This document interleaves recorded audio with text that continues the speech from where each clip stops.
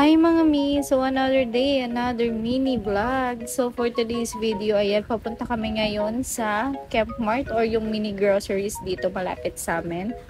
So etong ako na to guys is Holy Week. So titignan namin kung open yung Camp Mart dito malapit sa amin. Nahawa na kasi ako sa ref namin guys kasi wala nang laman. Puro tubig na lang. Medyo mainit pa mga ganitong oras guys, pero mag-alas 4 na yan. And eto nga, titignan namin kung open yung Camp Mart malapit dito sa amin guys. So, ayan guys, yung Camp Mart sarado. So, bawi na lang tayo bukas. And dito kami napadpad sa O-Save. Actually, medyo malayo to sa Camp Mart guys. And malapit na siya sa EDSA. So, as you can see nga guys, konti pa lang yung mga paninda nila dito. Since sabi ng may-ari dito, bago pa lang sila. So, makikita nyo na hindi pa masyado kompleto yung mga stock nila. At balak ko sana guys, bumili dito ng Bear Brand sterilized. Kaso lang wala pa silang stock. So, eto na lang muna itry ko yung cow milk kasi mahilig ako sa gatas guys. And kaunti lang yung nabili namin dito guys. Pero yung price nila hindi naman gano'n kataas. Medyo malapit naman yung price nila doon sa Camp Mart. Hala, grabe yung boses ko. Nagki-cringe ako. So guys, huwag nyo napansinin yung boses ko.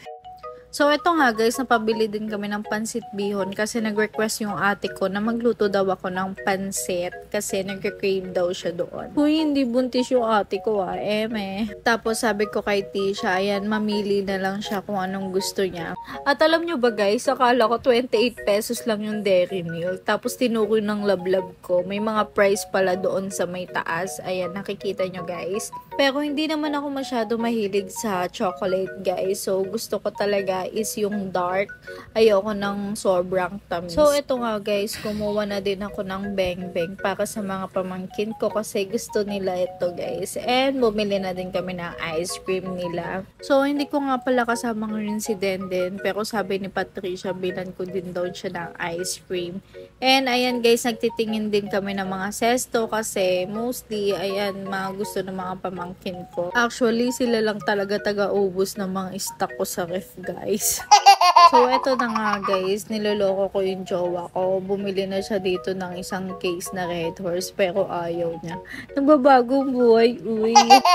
Sabi niya, sawa na daw siya sa Red Horse guys. So, magta-try daw siya ng ibang brand. So, ayan guys, nagtitingin-tingin na yung jowa ko kung ano yung gusto niyang inumin. Dahil, ayan, for the stock kami sa ref. Habang naghahanap siya guys ng maiinom niya. Uy, ayan guys, nagikot-ikot muna ako dito. And nagtingin-tingin pa ako ng ibang stock. So, ayan na nga yung nahanap niya. Hindi ko alam kung anong ang tawag. Tapos, ito nga, bumali na din kami ng Pocari Sweat dahil favorite ko din yan, guys. At itong si Patricia nagreklamo na kasi sabi niya, ang bigat na daw, hindi niya na daw carry. Sabi ko nga sa kanya, kaya namin siya sinama dahil walang taga-buwat.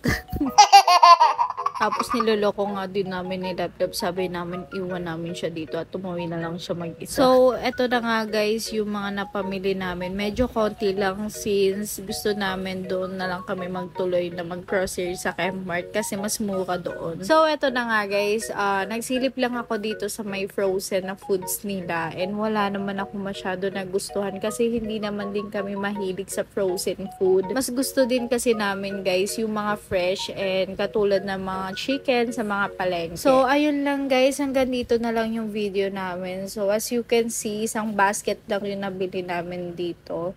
So, ayun guys. Thank you for watching and don't forget na i-follow yung aming Facebook page, EM Vlogs. Thank you so much!